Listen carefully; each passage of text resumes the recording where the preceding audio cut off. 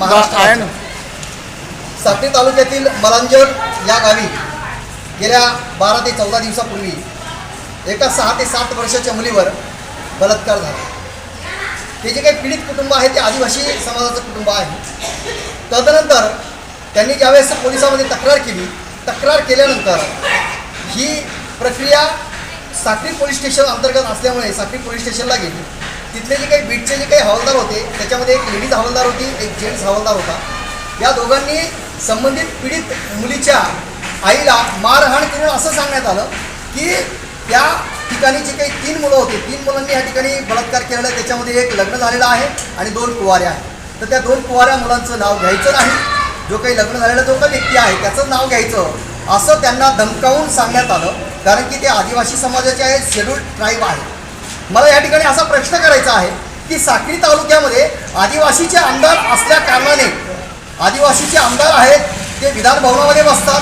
साक्री तालुक्यात ते निवडून आलेले आहेत आणि यांच्यासारखे आदिवासी त्या ठिकाणी होते, त्या आदिवासीच्या माध्यमातूनच ते त्या ठिकाणी आज मंत्रालयामध्ये गेलेले आहेत। प्रश्न असा निर्माण होतो की त्या ठिकाणी मंजुळाताई गाईत, मी यांचं नाव या ठिकाणी आवर्जून घेतो की ताईसाहेब, की ही जी महिला आहे ही त्या मुलीची आजी आहे।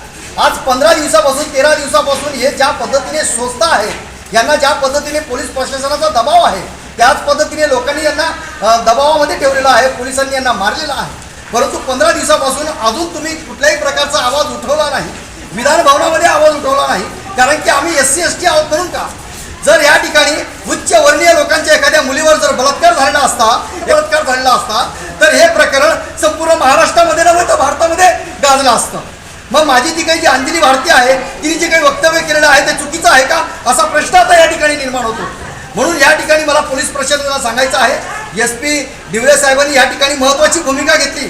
मी त्यांचं या ठिकाणी कौतुक करतो की त्यांना ही घटना कळल्यानंतर तात्काळ संबंधित जो काही अधिकारी आहे त्या अधिकाऱ्याची बदली मोठ्या दुसऱ्या ठिकाणी केली, म्हणून त्यांचं या ठिकाणी आम्ही अभिनंदन करतो। परंतु दुसरे जे काही आहे त्या दुसऱ्यांवर केव्हा गुन्हा दाखल होईल, त्यांना सस्पेन्शन केव्हा करेल आणि या पीडित महिलेच्या आजीला, आई वडिलांना कधी न्याय मिळेल? कारण की संबंधित जी काही 6 वर्षाची जी काही मुलगी आहे ती मुलगी आज कोणत्या परिस्थितीमध्ये आहे तुम्ही बघता। ते सिव्हिल हॉस्पिटल मोठं आहे, आता आम्ही त्या ठिकाणी जाऊन आलो, तिची परिस्थिती भयावह आहे।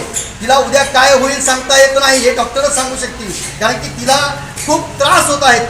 6 ते 7 वर्षाच्या मुलीवर बलात्कार झाल्यानंतर काय परिस्थिती होऊ शकते ही कोणी म्हणजे विचार देखील करू शकत नाही। म्हणून या ठिकाणी तात्काळ लोकांना मी तर असं म्हणून फास्ट ट्रॅक कोर्टामध्ये याचं लवकरात लवकर न्याय मिळाला पाहिजे आणि त्यांना फाशी झाली पाहिजे।